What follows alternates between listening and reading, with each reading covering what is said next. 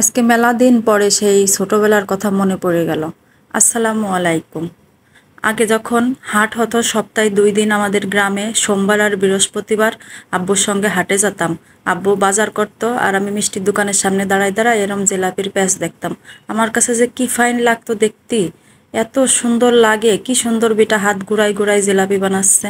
দুনিয়ায় এমন কোনো মানুষ নাই যে জিলাপি পছন্দ না করে। আমার তো খুব ভাল লাগে, যতই দামি দামি মিষ্টি কও না কেন, গরম গরম জিলাপির স্বাদই অন্যরকম। আর যাদের ডায়াবেটিস তাদের কথা তো বাদই, তাদের তো সারাদিন মনের মধ্যে আকুবাকু করে একটু মিষ্টি খাওয়ার জন্যে। দেখো দি কি সুন্দর করে জিলাপি বানাচ্ছে। এদিকে জিলাপি বানাচ্ছে, উল্টায় উল্টায় দিচ্ছে, আর ওইদিকে চিনি শিরা বানায় রাখছে, এর ভিতরে ডুবাই ডুবাইয়ে এই থাল ভরে সাজাই সাজাই থচ্ছে। গরম গরম জিলাপি, এর স্বাদই অন্যরকম।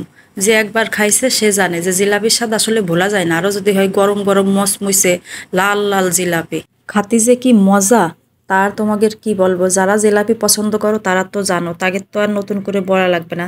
তারপরে আমি আবার কিছু জিলাপি নিয়ে নিলাম গরম গরম। তারপরে চলে গেলাম মিষ্টির দোকানের মধ্যে। ভিতরে ঢুকে দেখলাম রসমালাই বানাই বাটিতে সাজাই রাখছে, দেখে লোভই লাগলো, এক বাটি নিয়ে নিলাম। কিন্তু বাড়ি যেয়ে খাইয়ে একটু মজা পাইনি। তারপরে দই নেব, গরম পড়ছে, একটু লাচ্ছি বানালে ভালো লাগে, সবাই মিলে লাচ্ছি খাবো, তাই দই খুঁজতেছিলাম। টক মিষ্টি নেব না, শুধু মিষ্টি নেব। তারপরে একটা নিলাম মিষ্টি, একটা নিলাম টক মিষ্টি। আর গ্রামগঞ্জে মিষ্টির দোকানে এই দুটো মিষ্টি তোমরা সব জায়গায় দেখতে পারবা। আমি তো সেই ছোটোবেলাতে দেখতেছি এই লাল চমচম আর ওই সাদা চমচম, এই 2 কালারের মিষ্টি পাওয়া যায়। তারপরে বাড়ি এসে দেখি আমাকে চাল কুটতেছে, পিঠে বানাবে আমার মা, চিতই পিঠা আর গরুর গোশ। তারপরে এই যে আমাকে চাল কুটে দিচ্ছে আমাদের আপা। চাল কোটা হয়ে গেছে, এই যে পিঠা বানাচ্ছে, আমি বসে বসে একটু শুকনো চিতই পিঠা খাচ্ছিলাম। আর আমার মা গোশ রাঁধতেছিল, এই যে হচ্ছে গরুর গোশ রাঁধতেছে, কষাচ্ছে ভালো করে।